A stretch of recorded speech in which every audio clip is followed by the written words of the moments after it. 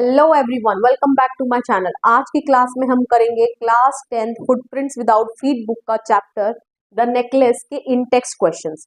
तो चलिए बढ़ते हैं। First question is what kind of a person is ma'am Loisel, why is she always unhappy. ठीक है, मैम लॉयजल मींस मटिल्डा की बात की जा रही है कि वो किस तरीके की पर्सन थी एंड वो हमेशा नाखुश क्यों रहती थी। तो आप लिख देंगे that she was a dreamy woman. Okay, ये आप यहाँ पर ऐड कर देना that she was a dreamy woman, okay, and she was born in a poor family, ये आप लिख देंगे। okay, she always kept thinking about the things that she did not possess। ठीक है, all day she would be dreaming of luxury houses, dainty dinners, elegant dresses and beautiful jewelry। she knew that her dreams can never be fulfilled, all this made her unhappy and angry about her condition। तो यहाँ तक आप ये इसका पूरा answer लिख देंगे। Okay, next question is what kind of a person is her husband. Okay, उसके हस्बैंड किस तरीके के व्यक्ति थे। ओके, तो आप लिख देंगे कि her husband was very loving and caring. ठीक है, he kept Matilda's wishes at the top. ठीक है, उनको टॉप प्रायोरिटी पे रखा उसके हस्बैंड ने। And her loving husband gave her all the money 400 francs he had set aside to buy a gun. ठीक है, एंड किस लिए दिए, in order to buy a gown for the ball party. Okay, तो ये आप यहाँ पर लिख देंगे एंड आपका ये आंसर जो है वो कंप्लीट हो जाएगा। ओके, नेक्स्ट क्वेश्चन की ओर चलते हैं। Next question is what fresh problem now disturbs ma'am लॉयजल। Okay, Matilda को अब कौन सी नेक्स्ट फ्रेश प्रॉब्लम जो है वो डिस्टर्ब कर रही है, वो ये है the fresh problem that disturbed her was that she did not have a beautiful jewellery to pair with her pretty dress. Okay, तो ये उसकी जो है वो नेक्स्ट प्रॉब्लम है। यहाँ तक इसका आंसर रहेगा। Next question, how is the problem solve. ठीक है, इस प्रॉब्लम को कैसे सॉल्व किया गया, तो आप लिख देंगे यहाँ पर कि her husband suggested her to borrow a diamond necklace from ma'am Forestier. Okay, from Mrs Forestier. Okay, her friend. Okay, तो थोड़ा सा आप लैंग्वेज को देखिए मोल्ड कर लीजिएगा। अब इतने तो आप समझदार हैं, 10th क्लास में आपको थोड़ा बहुत शब्दों के साथ खेलना आना चाहिए एंड आपके ये सभी क्वेश्चन के आंसर्स इसी समरी में जो है वो कवर हो जाएंगे। Next question, next question is what do ma'am mister and ma'am लॉसल do next. ठीक है, फिर उन्होंने नेक्स्ट क्या किया, मतलब कि नेकलेस के खो जाने के बाद उन्होंने नेक्स्ट क्या किया। तो ये आपका आंसर रहेगा कि they try to locate the lost jewel but they couldn't find it. Okay, ma'am Loisel mister Loisel went back to the streets through which they return home in case it had accidentally fallen on the road। Then he went to the police and the cab offices and put an advertisement in the newspapers offering a reward। In the meantime, they wrote to Madam Forrester that the clasp was broken and would return it once repaired। This would give them some time to find the necklace। ठीक है, तो ये आपका answer रहने वाला है कि उन्होंने क्या क्या किया। उस पूरा उन्होंने मतलब कि कोशिश करी उस लॉस्ट नेकलेस को लोकेट करने की। ओके, उसी रास्ते पर गए देखने के लिए जहाँ से वो आए थे कि कहीं वो नेकलेस जो है वो रोड पर तो नहीं गिरा हुआ। ओके, देन वो कैब ऑफिस के पास गए, पुलिस के पास गए, एडवर्टीजमेंट दी न्यूज़पेपर में। ओके, ऑफरिंग अ रिवॉर्ड, यहाँ तक लिख देंगे, that would be enough. Okay, आपका आंसर कवर हो जाएगा। Next, how do they replace the necklace. ठीक है, उन्होंने नेकलेस को रिप्लेस कैसे किया, तो ये रहा आपका इसका आंसर कि they decided to replace the necklace with a similar new one. ठीक है, means they decided to replace it by buying a new necklace exactly like this the one that is lost। okay, बिल्कुल उसकी तरह उन्होंने लिया। Identical भी लिख सकते हैं हम, आइडेंटिकल मतलब दोनों सेम हूबहू। Okay, they bought it for 36,000 Franks. कितने का खरीदा, 36,000 फ्रैंक्स का खरीदा। अब वो पैसे कहाँ से है उनके पास, तो आपको 2 मार्क्स का इतना काफी तो नहीं होगा, तो आपको ये आगे लिखना पड़ेगा। 3 मार्क्स के लिए काफी नहीं होगा। Mr. Loisel possessed 18,000 francs which his father had left him। ठीक है, उनके पास 18,000 francs थे। He borrowed the rest of the money। okay, और उन्होंने बाकी की मनी क्या की, बोरो की। चलिए बढ़ते हैं नेक्स्ट क्वेश्चन की ओर। The course of Loisel's life change due to the necklace, comment.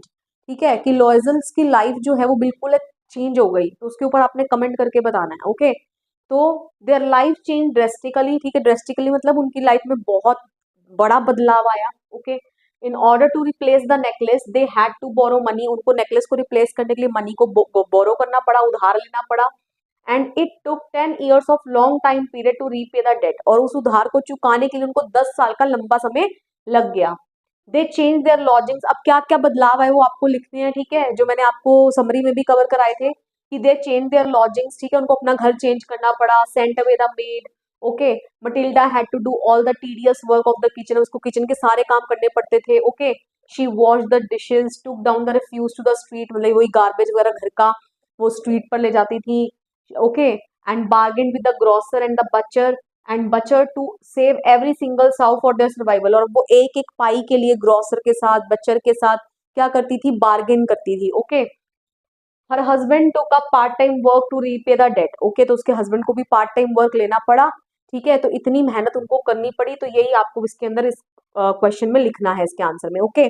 Next question, what was the cause of Matilda's ruin, okay, Matilda के रूइन का क्या कारण था, रूइन मतलब होता बर्बादी, how could she have avoided it, वो इसको कैसे अवॉइड कर सकती थी, तो आप सीधे सीधे तौर पर ये लिख दोगे कि Matilda's craving for a bubble reputation was the cause of her ruin, okay, craving मतलब होता है ना किसी चीज को पाने की इच्छा रखना, ठीक है, क्रेव करना किसी चीज के लिए, ललचाना, बबल रेपुटेशन ऐसी रेपुटेशन जो क्षण भर की थी बस, ओके, पार्टी सिर्फ एक कुछ कुछ समय के लिए तो थी, ठीक है, वो पार्टी से तो उसने बाहर अपने घर आ जाना था वापस, लेकिन उस एक पार्टी ने उसके पूरे क्या कर दिया, लाइफ को स्पॉइल कर दिया, ओके, चेंज कर दिया, ओके, तो एक बबल रेपुटेशन ने उसकी लाइफ को क्या कर दिया, बर्बाद कर दिया, तो यही आप लिख दोगे।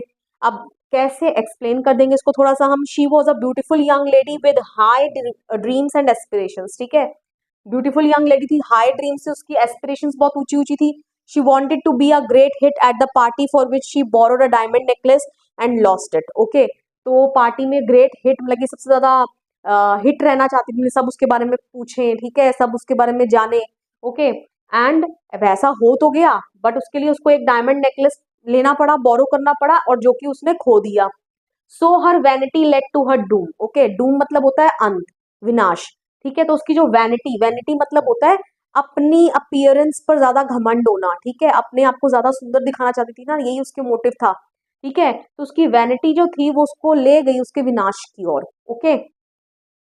अब next part, how could she have avoided it, ठीक है, वो उसको अवॉइड कैसे कर सकती थी, she could have avoided it by telling the truth to her friend, ठीक है, या तो वो सीधा सच्चाई अपनी फ्रेंड को रिवील आउट कर देती कि ऐसे ऐसे तुम्हारा नेकलेस मुझसे खो गया, ओके, और by being contented with what she had, contented का मतलब होता है सेटिस्फाइड, ठीक है, या तो वो सेटिस्फाइड रहती, जो उसके पास था, उसके हस्बैंड ने उसको ड्रेस तो दिलाई दी थी ना, ठीक है, या वो नेचुरल फ्लावर्स ही वियर कर लेती जैसे उसके हस्बैंड ने उसको सजेस्ट किया था, और फिर वो इस बर्बादी से बच सकती थी, ओके, क्लियर।